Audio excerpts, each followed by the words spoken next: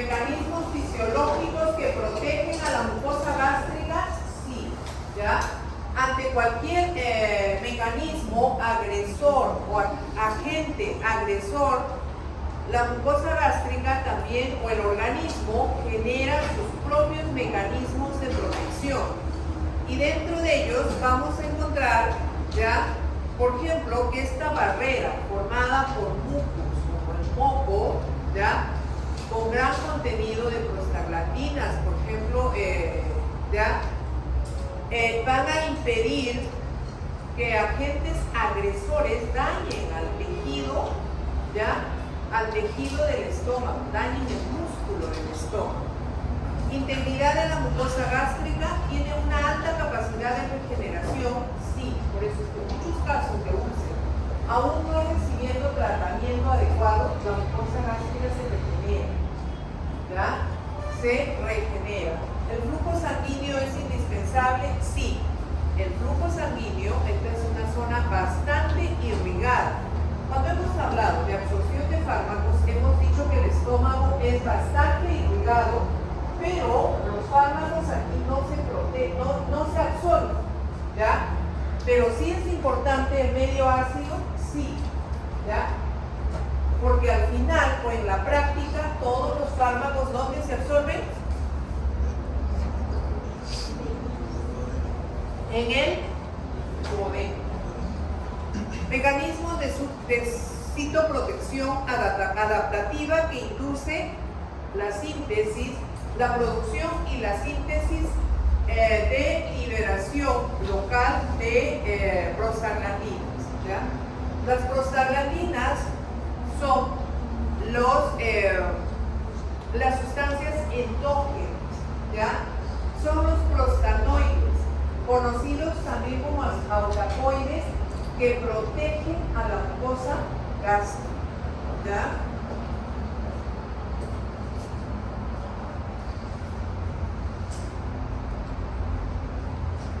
Ahora, ¿cuáles son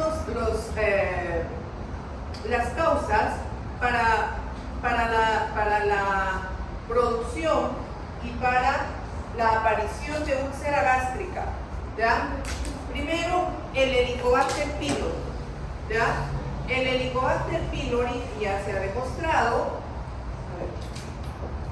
premio Nobel por Helicobacter pylori. ¿De qué año es? ¿Quién?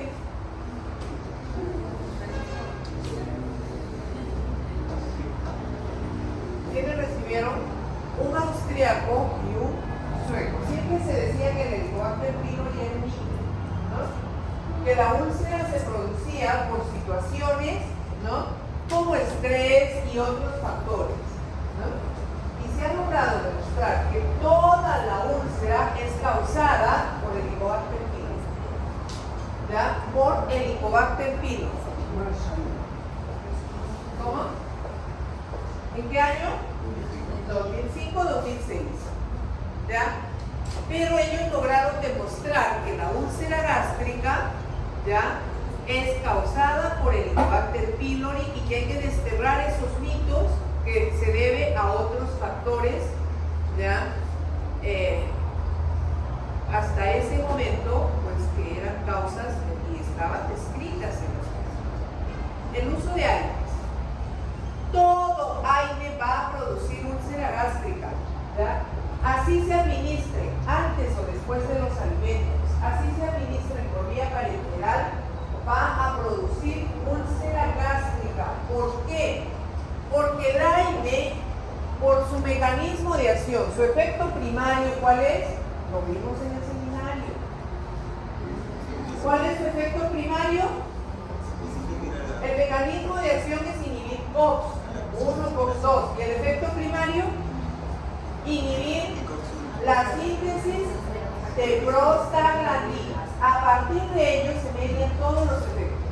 Disminuye la función renal, el filtrado glomerular, la presión arterial y principalmente al inhibir prostaglandinas se inhibe a uno de las sustancias endógenas más importantes para producir moco. El estómago, o sea el tejido, el músculo del estómago queda es protegido. Así que, por mucho que se administre en el aire, por vía parenteral, igual les va a producir úlcera. Es más, con mayor severidad porque son dosis más altas. ¿Ya? El daño de la mucosa gástrica relacionada con estrés. ¿Ya? Más que el estrés, diría yo, los hábitos nutricionales. ¿Ya? Entonces, si tenemos hábitos nutricionales adecuados, ni el estrés va a afectar a la mucosa gástrica. Por ejemplo, las comidas en sus horarios restringidos, el número de alimentos que reciben por día, ¿ya? ¿Cuál es el alimento que causa o que estimula la activación? Todos tenemos el cortepino, ¿ya? Pero ¿cuándo se activa cuando aumenta la acidez gástrica? ¿Qué alimentos aumentan la acidez gástrica? El ají, ¿ya? ¿Cuál es el alimento que aumenta la acidez gástrica? Nuestro plato de bandera. Sí. ¿Ya? Ceviche va a ser sinónimo de licor. Aquí sí, se hizo un estudio, claro, que no se ha publicado. Traemos abajo el plato de bandera, ¿no? Entonces, otros agentes que mucho más nocivos que el ceviche. El ceviche es, digamos, un nocivo leve. Otros, más que el tabaco, también el tabaco crónico, el alcohol. Aquí sí es un nocivo severo, agresivo, ¿ya? Todo aquel consumidor de alcohol, ¿ya? Así sea consumo moderado, la úlcera gástrica se la ganó, ¿ya? Bueno, como ustedes no consumen alcohol, menos en su verbena, ¿ya? No, ¿allí qué consumen, caballero? Agüita.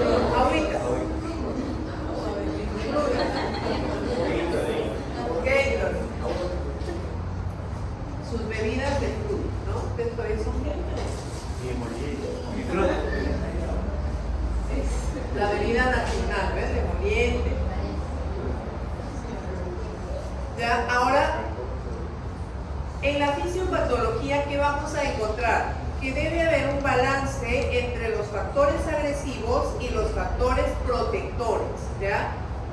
Los factores agresivos, la liberación o la producción de ácido clorhídrico, pepsina, pepsinógeno, y los factores protectores como el mucus, ¿ya? La producción de moco, bicarbonato, la prostaglandina E2, la prostaglandina E1, la prostaglandina F2-alfa, prostaciclina, que participan en la protección de la mucosa gástrica, ¿ya? Entonces, si inhibimos a estos factores protectores, pues ténganlo por seguro que nos vamos a ganar una úlcera gástrica y así de gratuita, ¿ya? Dicen que los AINES, algunos de ellos, ¿no? Algunas personas dicen que cuando se administra un AINES sienten ardor o dolor en el estómago. Sí, porque recuerden que los AINES son derivados, ¿ya? De ácidos, son fármacos ácidos débiles, derivados de ácido salicílico, de ácido acético, ácido propiónico. Entonces, como ácidos van a incrementar el rol del ácido clorhídrico, ¿ya? Y tienden a almacenarse, sí, por eso que producen cierto grado de acidez.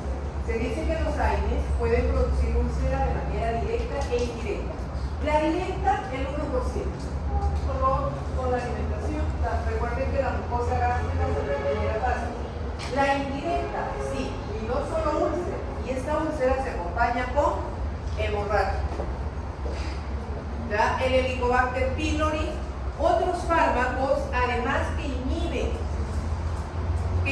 el rol de las prostaglandinas, los glucocorticoides, eficaces y potentes antiinflamatorios, también son productores de úlcera gástrica, peor aún cuando se administra de manera concomitante con AINES, pues está contraindicado administrarse con AINES, ¿ya?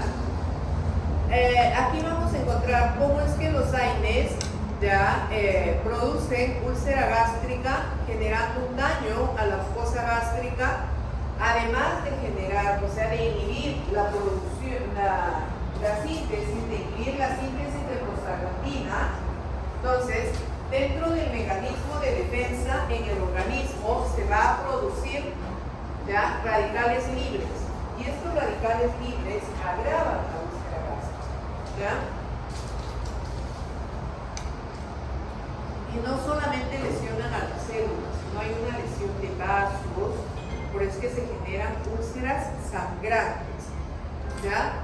El Helicobacter pylori igual, el Helicobacter siempre habita en nuestro organismo, pero de manera inactiva, ¿ya? ¿Cuándo se activa? Cuando en el organismo, a nivel del estómago, aumenta la acidez. El pH del ácido clorhídrico, ¿cuál es? El pH de 2 a 3. Creo que todavía es más ácido, ¿no? De 1.5 a 3, o sea, es bastante ácido. Si tomamos una gota de ese ácido y lo colocas sobre la piel, ¿de qué? Se genera una quemadura. Entonces, miren el rol que cumple la mucosa gástrica, ¿ya? Pero es que se daña el músculo cuando desaparece o la mucosa se afecta, ¿ya? Ahora, la enfermedad ácido-péptica, ¿ya? También puede deberse a un factor multifactorial y poligenético, ¿ya? ¿Puede ser recurrente? Sí. ¿La edad puede influir? Sí, ¿ya? La edad también es un factor influyente, ¿ya? Por ejemplo, ¿qué pasa con los adultos mayores? Disminuye la liberación de ácido, ¿ya? Pero como esta población recibe fármacos, los fármacos tienden a estimular la liberación de ácido clorhídrico. Dentro de ellos, los AINES, antihipertensivos y otros, ¿ya?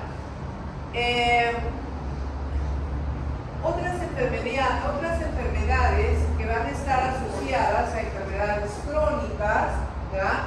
A enfermedades infecciosas, a enfermedades oncológicas, por ejemplo, donde reciben tratamiento, ¿ya? Y estas sí van a producir, ¿ya? O van a aumentar la liberación de ácido clorhídrico. Por ejemplo, la enfermedad de Solinger-Ellis, ¿no? Que se caracteriza por liberar y liberar ácido, ¿ya? Entonces, es una enfermedad propia del estómago, ¿ya? Y pues termina en úlcera gástrica, ¿ya? Ahora, el tratamiento. ¿En qué consiste el tratamiento? En prevenir a través de mecanismos inhibitorios la producción y la liberación de ácido, ¿ya? Y por otro lado, proteger a la mucosa gástrica. Y vamos a encontrar aquí a los fármacos antisecretores y a los fármacos protectores de la mucosa gástrica. Dentro de los antisecretores vamos a encontrar a dos grupos, los antihistamínicos, y aquí estudiamos a un grupo que dejamos cuando vimos neuroprotección. Anti-H1, ahora vamos a estudiar a los anti-H2, antagonistas del receptor de histamina H2, cuyo mecanismo es un antagonismo competitivo, ¿ya? ¿Y a quiénes vamos a encontrar aquí? Cimetilina, ranitidina, famotidina. Cimetilina, famotidina, su uso es relegado. Aquí en Perú se usa ranitidina. Estos, por mediar solamente a un nivel la liberación de ácido, aparece otro grupo, que son los inhibidores de la bomba de protones. Ya estos que tienen un efecto o una eficacia en cuanto a la producción y a la liberación de ácido mayor, digamos, ¿ya? Pero también con una mayor incidencia de RAMS. Vamos a ver más adelante. Omeprazol y sus análogs, ¿ya? Por otro lado, los protectores de la mucosa gástrica, como los neutralizantes, los citoprotectores y los potenciadores de mecanismos de defensa, ¿ya? Los antiácidos que por muchos años se han usado como antiulcerosos, ¿ya? Por muchos años se han usado tanto las sales como los hidróxidos de aluminio y de magnesio, ¿ya?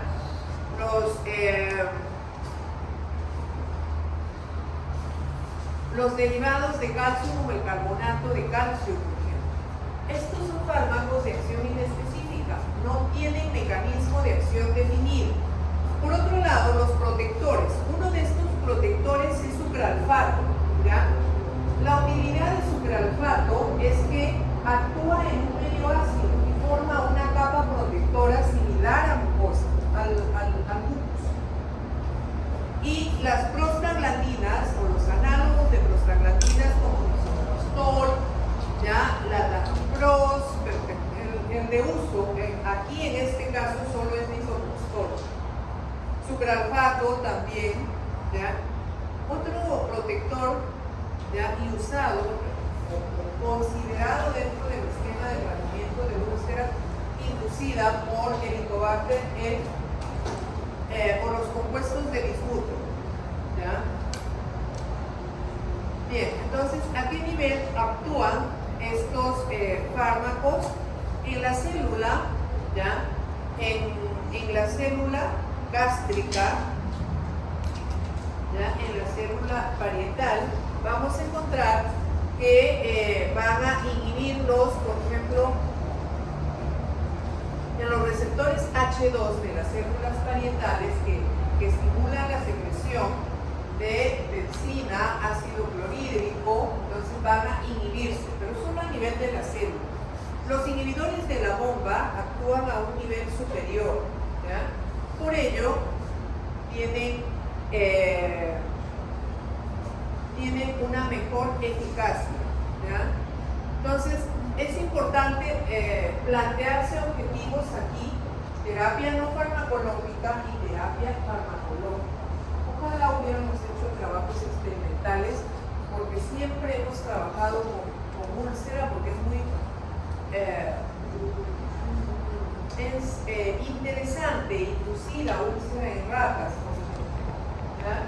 Y observar cómo el estómago sangra, cómo se pierde la mucosa, ¿ya? Con varios chicos siempre hemos hecho, es más, y ellos se motivaban a hacer su estudio patológico. Entonces se hacían sus cortes y se apreciaba la úlcera, o podíamos contabilizar las lesiones, ¿ya? Entonces, primero es ¿cuáles son los síntomas de la úlcera? ¿La úlcera da síntomas? ¿Cuáles son los síntomas? Dolor, el dolor. ¿Qué más? Regurgitación. ¿Qué más? Sensación de ardor, sensación de llenura. ¿Qué más? ¿Y el apetito aumenta o disminuye? Disminuye, ¿ya? El dolor gástrico es un dolor poco tolerado, incómodo, ¿ya? Entonces, dentro de los objetivos, primero es aliviar el dolor, ¿ya? Aliviar el dolor, prevenir la recurrencia de úlcera, ¿ya? ¿Se puede recuperar muy rápido? Sí, pero también la recurrencia puede ser crónica, ¿ya? Entonces, tanto aquellos que usan AINES o que se administran AINES, ¿ya? ¿Qué pasa, por ejemplo, si usted administra un tratamiento de 21 días con AINES por alguna lesión en tejido óseo, por ejemplo? Administra por varios días un AINE que no sea paracetamol. Entonces, termina el tratamiento y su paciente le dice: tengo dolor abdominal, tengo molestias gástricas. Usted asume que es una úlcera como consecuencia del tratamiento. Esto se llama efecto secundario, que es tardío, ¿ya? Propio y causado por un mecanismo mecanismo de acción, ¿ya? Luego, para erradicar Helicobacter, ¿ya? Sí, hay esquemas de tratamiento, no solamente a base de antiulcerosos, sino también a base de antibióticos, ¿ya? Ahora, para iniciar la terapia, ¿ya? Se deben establecer esquemas, medidas no farmacológicas, ¿ya? Medidas no farmacológicas que acompañen, por ejemplo, dieta, estilo de vida, ¿ya? El paciente, pues, si tiene úlcera gástrica, o sea, ¿cuál es la contraindicación número 1? ¿Cuál es la contraindicación número 1? Su diagnóstico es úlcera gástrica. No hay. Segundo, pero antes de los AINES. ¿Cómo se dice? No alcohol, cero alcohol. La dieta, o sea, ¿qué debe excluir en la dieta? El ají, el plato de bandera, ¿ya? Entonces, va a decir, no, es que yo los domingos como mi ceviche después de la pichanga. No, olvídense, ¿ya? Ahí viene la tentación. No, cero. Y cero es cero. Erradicación total. O sea, no alcohol y la dieta blanda que contribuye. Y una dieta a base de proteína. Así como veíamos ayer, para recuperar, hidratar, también la proteína ayuda a proteger y es un contribuyente importante para recuperar la mucosa gástrica. Entonces, proteína. Bien, entonces la erradicación del Helicobacter pylori, sí, hoy en día, los exámenes auxiliares ayudan en el diagnóstico para establecer un adecuado tratamiento. Los antagonistas del receptor H2, como cimetirina, famotidina, sobre todo ranitidina, nos vamos a ocupar de ranitidina, ¿ya? Que se absorbe bien por vía oral, se administra por vía oral como por vía parenteral, ¿ya? Tiene un metabolismo, ¿ya? Tiene un metabolismo hepático, ¿ya? Un metabolismo de primer paso, y su biodisponibilidad, a diferencia de ranitidina, principalmente es baja en relación con cimetirina. Cimetirina es muy antiulceroso, sí, se ha usado por muchos años, pero las RAMs han limitado su uso, ¿ya? Sus efectos androgénicos han limitado su uso. ¿Atraviesa barrera hematoencefálica? Sí. Por eso manifiesta o evidencia efectos a nivel del sistema nervioso central. Produce somnolencia tal y igual como los antagonistas del receptor H1 de primera generación, ¿ya? Que es un antagonista competitivo. Su mecanismo de acción es el antagonismo competitivo del receptor H2 para histamina. Y su efecto primario es que inhibe la secreción ácida por bloqueo del receptor H2, ¿ya? Inhibe la secreción ácida, sobre todo durante la noche, durante las horas de sueño, ¿ya?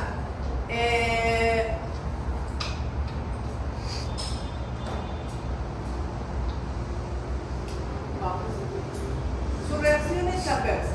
¿Dónde encontramos receptores H2 para histamina? Además del estómago, además de encontrar receptores en la célula parietal del estómago.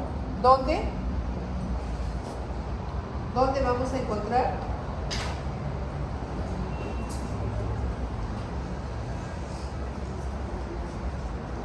¿Dónde? En el sistema nervioso central. ¿Dónde más? En el endotelio. No, en el hígado no. En el corazón. En el corazón. Por eso es que con precaución, porque pueden producir ya efectos como bloqueos a nivel cardíaco, ¿ya?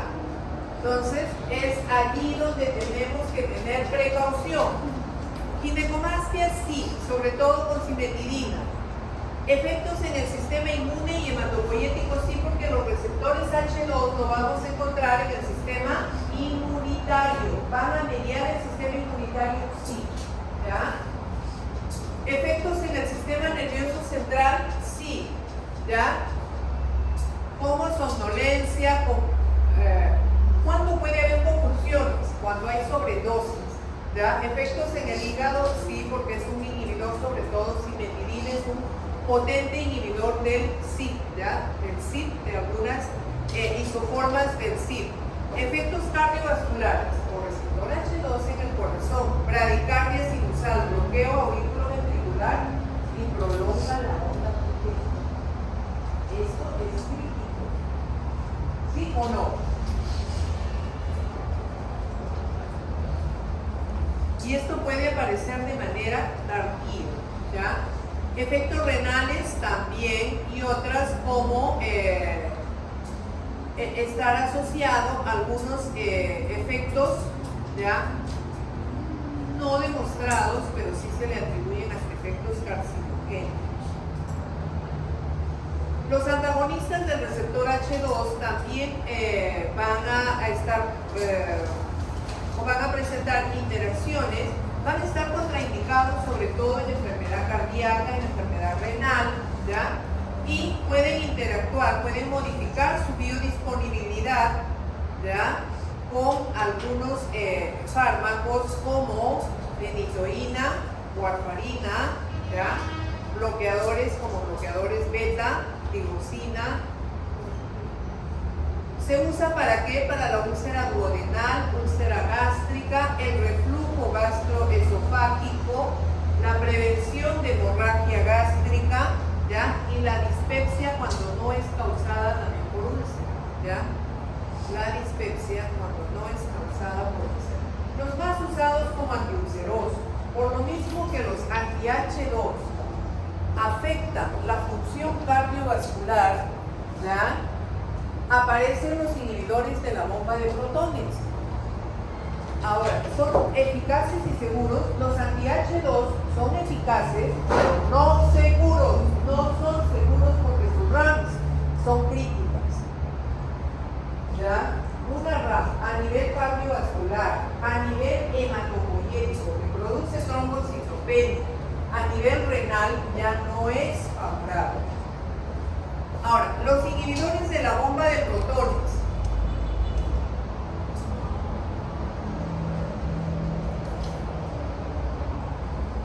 Los inhibidores de la bomba de protones, fármacos que se administran por vía oral, ya son bases débiles, se administran como profármacos, o sea, requieren un metabolismo, ¿ya? Un metabolismo de primera fase para activarse, para generar su molécula activa, ¿ya? Estos tienen un tiempo de vida media corta, pero la duración de su efecto es prolongada. Esa es la diferencia en este grupo de fármacos, ¿ya? ¿Son más eficaces que los antagonistas de los receptores H2? Sí, porque mantienen un pH gástrico por encima de 4 o por lo menos 4, ¿ya? ¿Se debe administrar una vez al día? Sí, y antes de los alimentos. Tienen un metabolismo hepático, se unen a proteínas plasmáticas, ¿ya? Su tiempo de vida media, como habíamos mencionado, es breve y su eliminación es vía renal y inclusive hepática. Algunos metabolitos vía hepática. Entonces, estos inhibidores de la bomba de protones, ¿ya? Con biodisponibilidad variable, un tiempo de vida media similar, ¿ya? Todos estos se usan para lo mismo. Úlcera gástrica, reflujo gastroesofágico, úlcera péptica, ¿ya? El omeprazol que inhibe a la bomba de protones, ¿ya? En la célula parietal, ¿ya? No solamente va al inhibir a esta bomba, ¿ya? Y va a impedir la secreción de ácido, pero la unión del fármaco con esta bomba, ¿ya? La unión del fármaco con esta bomba va a mantener un equilibrio en la célula, un equilibrio homeostático para la liberación y sobre todo el intercambio iónico, y esto nos permita, no la liberación, sino disminuya la producción de hidrogeniones, ¿ya? De hidrogeniones, y así mantener un pH por encima o por lo menos en 4, ¿ya? Los inhibidores de la bomba de protones son un grupo de fármacos que, si bien es cierto, son útiles, eficaces para manejar úlcera gástrica, pero también vamos a encontrar que sus reacciones adversas son de cuidado, ¿ya? Las RAMs comunes que vamos a encontrar: cefaleas, ¿ya? Náuseas, diarrea, ¿ya? Flatulencia, somnolencia, confusión mental. Hay RAMs que pueden estar asociados inclusive a algunos efectos de tipo neurológico. El uso crónico puede estar asociado al incremento de osteoporosis, artralgias e inclusive ginecomastia, ¿ya? Al igual como los antagonistas del receptor H2, como la cimetilina, la ginecomastia no es común, pero puede presentarse sobre todo en hombres, y disminución de la libido, ¿ya? Estos síntomas ¿pueden enmascarar otras patologías? Sí, ¿ya? Entonces, la inhibición persiste aún habiéndose ya eliminado el fármaco, ¿ya? Entonces, también pueden mediar como respuestas tardías, enfermedades, o el uso crónico puede dar lugar a respuestas tardías y enfermedades autoinmunitarias, ¿ya? Otras de las RAMs propias del omeprazol. Dice que, bueno, omeprazol, por ser el fármaco más usado, es quien tiene más evidencia en cuanto a RAMs, a diferencia de los otros inhibidores de la bomba de protones, como el lansoprazol, ¿ya? Entonces, ¿qué encontramos? Ya, hipomagnesemia, ¿ya? La hipomagnesemia, que puede ser causante de arritmias, de convulsiones, de efectos adversos a nivel cardíaco. Nefritis intersticial, ¿ya? Nefritis intersticial, y esto puede agudizar cualquier insuficiencia renal. Esto de aquí, la deficiencia de vitamina B12 se le atribuye a daño neurológico, ¿ya? ¿Y por qué hay deficiencia de vitamina B12? ¿Ya? ¿A qué se debe la deficiencia?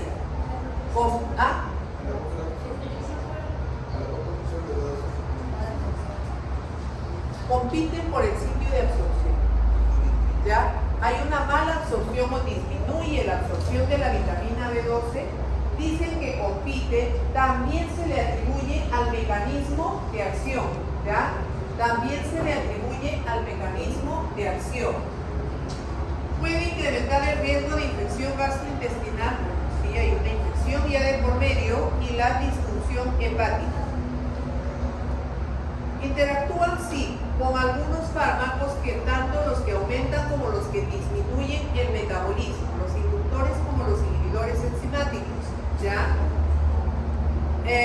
Warfarina, ¿ya?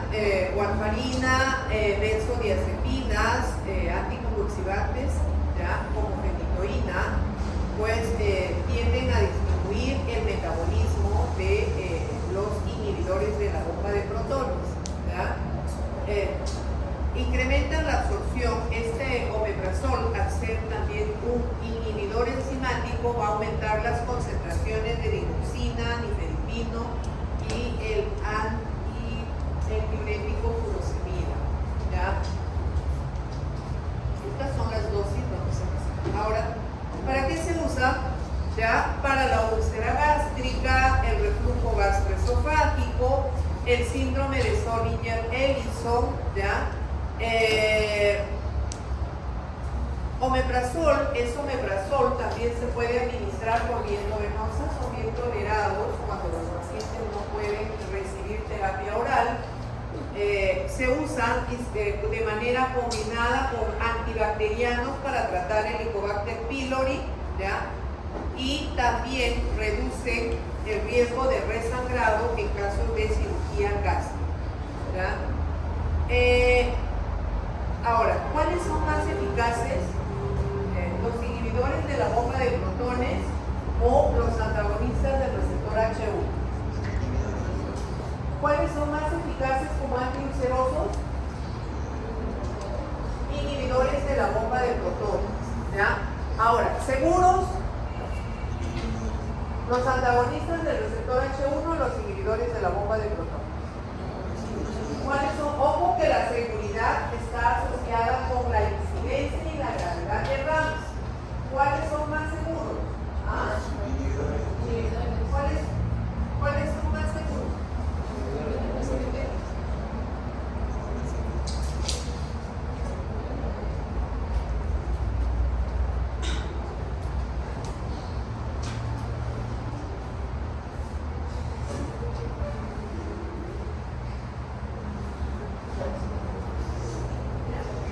A ver, respire un poquito para que, así como dicen las novelas, respire aire fresco, en Lima respire aire húmedo.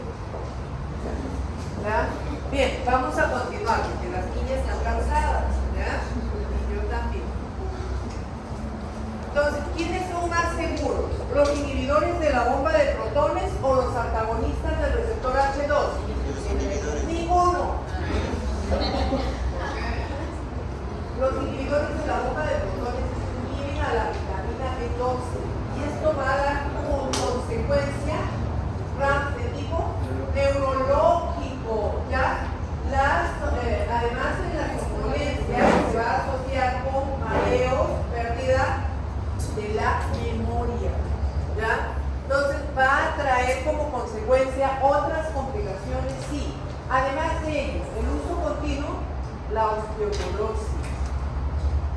Y eso no es saludable, ¿ya? Entonces, los anti-H2, el daño cardíaco, la arritmia, el bloqueo auriculoventricular, ¿ya?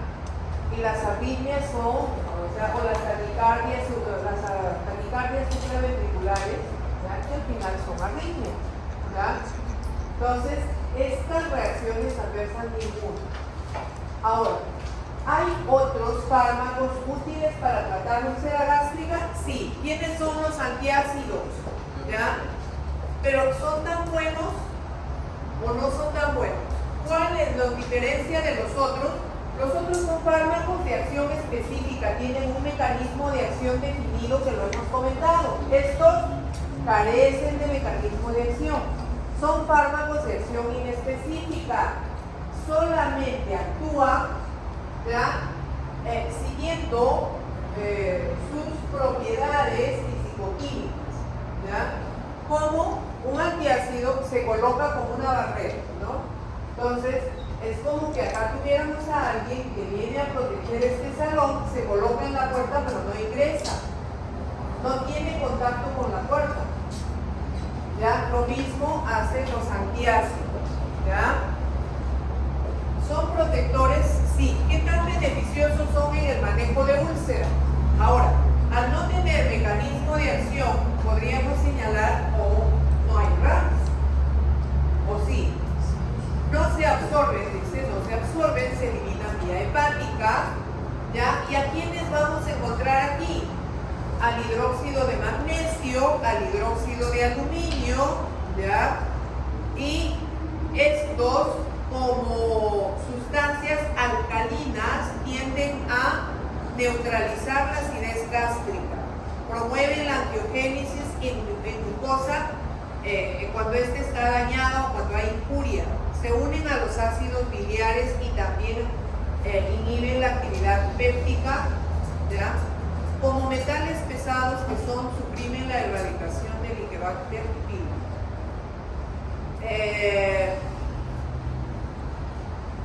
Útiles también para úlcera y para el reflujo gastroesofágico. El bicarbonato de sodio, bastante usado para la úlcera gástrica, ¿ya? En el organismo se disocia y se convierte en dióxido de carbono, ¿ya? Esto va a producir distensión gástrica, puede producir pirosis, ¿ya?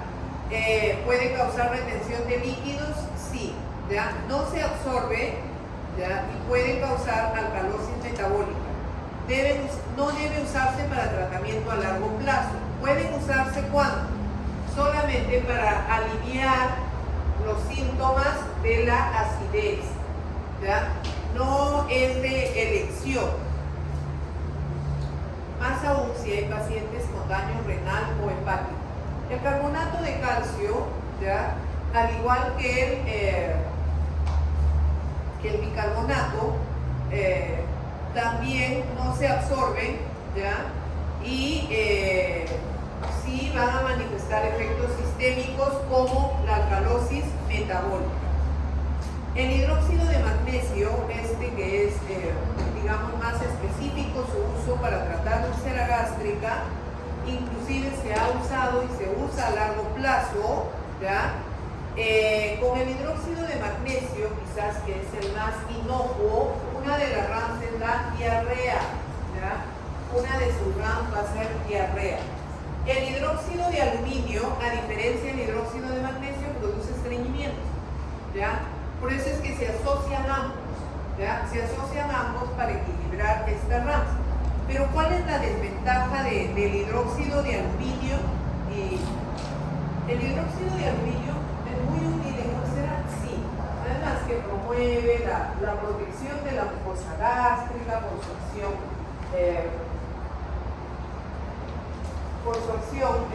de barrera o su capacidad protectora. Pero, si bien es cierto, estos antiácidos se eliminan por vía hepática. En el caso del aluminio que se disocia del hidróxido, se elimina vía renal, ¿ya? Y se acumula en el riñón. ¿Qué se ha encontrado cuando se usa de manera crónica? Insuficiencia renal, ¿ya?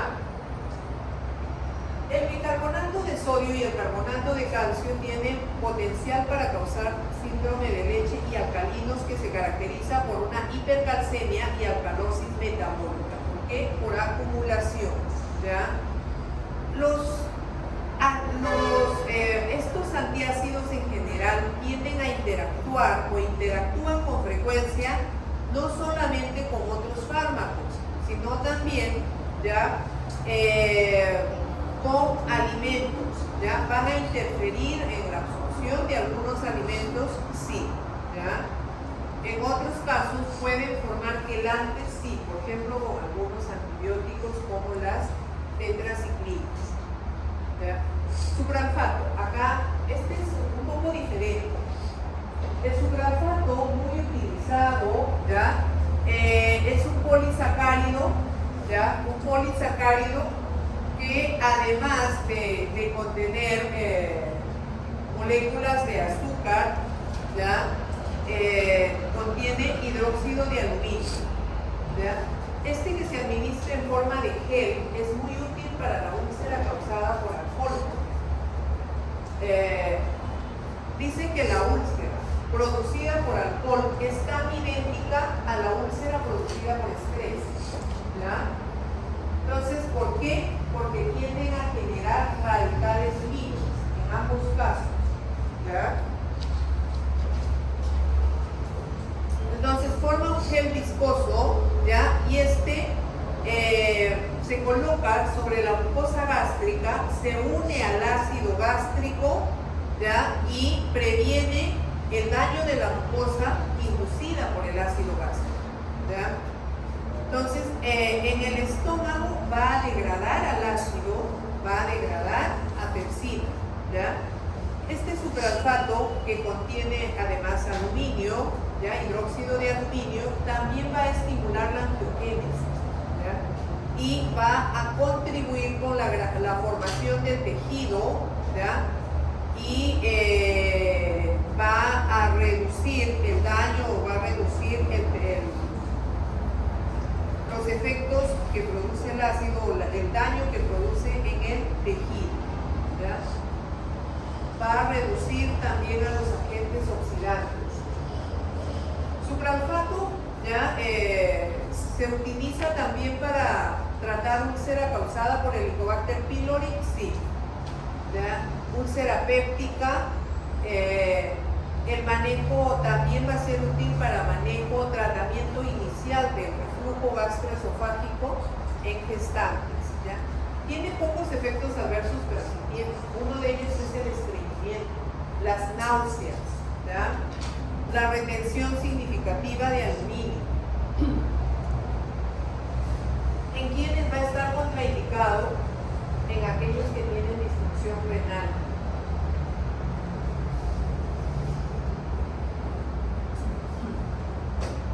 ¿Por qué? Por el aluminio, ¿ya?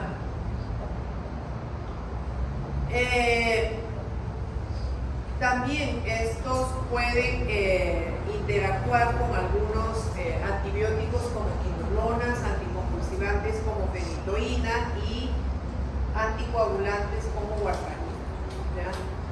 Otro grupo son los análogos de prostaglandinas, ¿ya? Los análogos de prostaglandinas, ¿ya? Son aquellos, quizás los de elección, los que mejor protegen frente a la úlcera gástrica, ¿ya?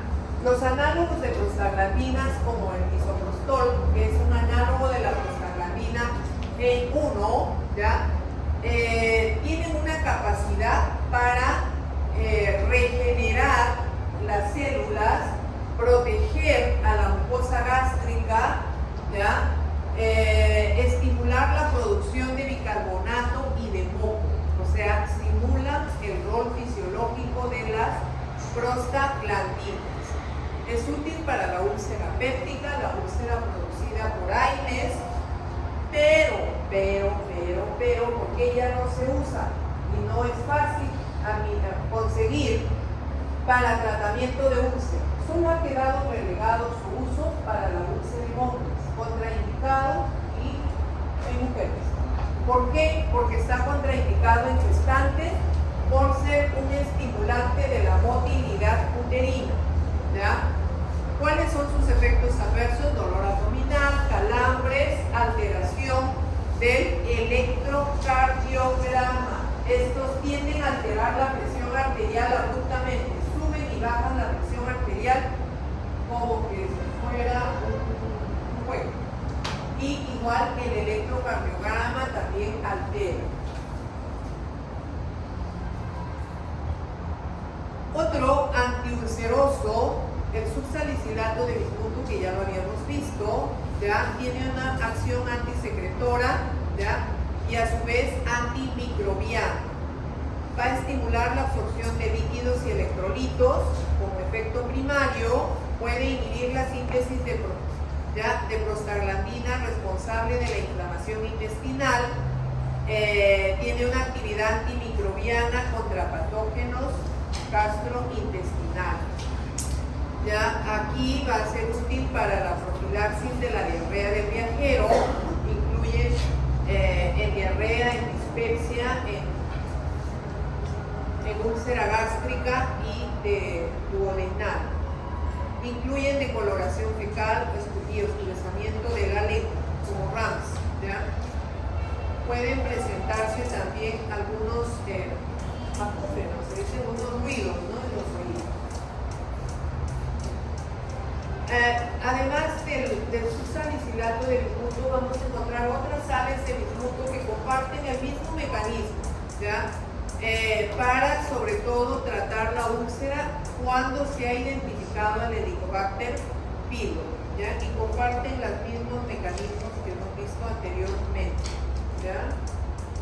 Como RAMS, sí vamos a identificar aquí, ¿ya? La toxicidad por bismuto, que es rara, ¿ya? Es un poquito rara, pero puede estar presente, ¿ya? Cuando estos se administran asociados a antagonistas del receptor H2, incrementan la absorción de bismuto, ¿ya? Al igual que los antiácidos, tiene o debe administrarse con precaución cuando hay disfunción renal, ¿ya? Los antiácidos en general, desde los hidróxidos de aluminio, hidróxido de magnesio, incluido sucralfato y el bismutol, van a presentar RAMs en común, ¿ya? Y uno de ellos es la diarrea, la hipermagnesemia, ¿ya? El riesgo de insuficiencia renal, y esta puede volverse crónica, ¿ya? La alcalosis metabólica como síndrome, ¿ya? La retención de aluminio solamente ocurre en pacientes con insuficiencia renal, sí, pero también la acumulación puede ser un inductor de insuficiencia renal y a la larga producir efectos como neurotoxicidad, ¿ya? O algún tipo de anemia. El hidróxido de aluminio tiende a interactuar con la absorción intestinal de fosfatos, ¿ya?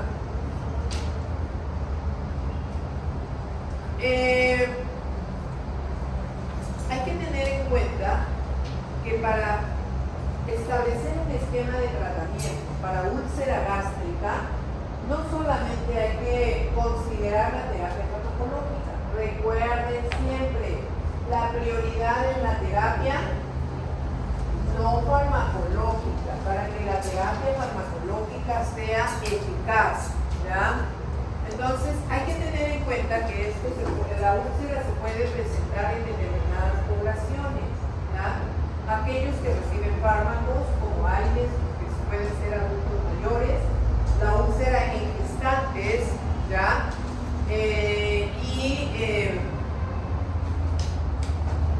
Considerar los riesgos que implica la elección del tratamiento farmacológico, ¿ya? Si bien es cierto, los ensayos clínicos revelan o limitan su uso de estos fármacos porque no demuestran seguridad, ¿ya? Ojalá tengamos más adelante mejores estudios, o estudios que nos revelen ya algunos aspectos para, así como se ha limitado el uso de algunos antagonistas H2 por ginecomastia, ¿ya? Y solamente ahora se usa ranitidina. Pero ranitidina también tiene sus limitaciones por sus efectos cardiovasculares. Entonces se opta por ¿quién? Por inhibidores de la bomba de protones, que son mucho más eficaces, su efecto es duradero, la administración puede ser intermitente, ayuda a la vía oral, se absorben, en ambos casos se absorben bien, pero su efecto tardío. Aún no habiéndose eliminado el fármaco, el efecto se mantiene.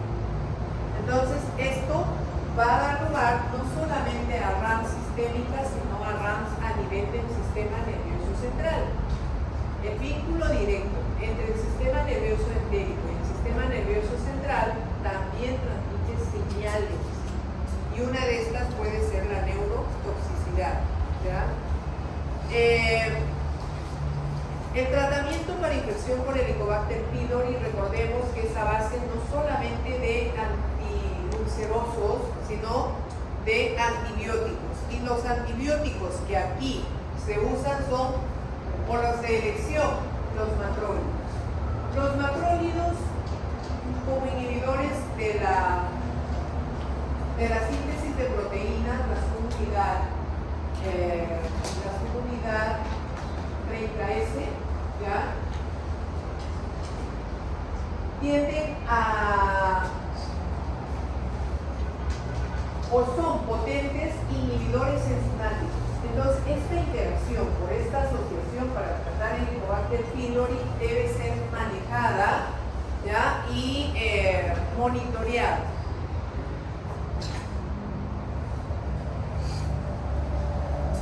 La asociación aquí de dos antibióticos como amoxicilina y claritromicina son asociaciones que han demostrado eficacia, sí. Por tiempo limitado, sí.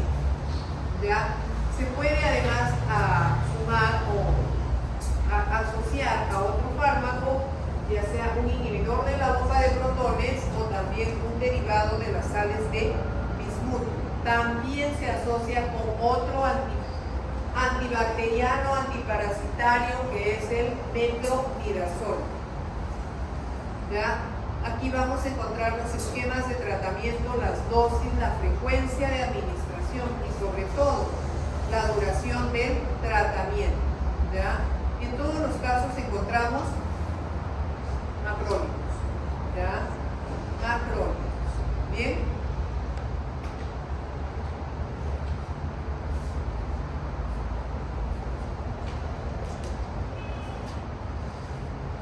Bien. Entonces, hasta aquí, ¿alguna pregunta? ¿Preguntas? Todavía tenemos tiempo para la lista y para preguntas. Hoy está el delegado, delegada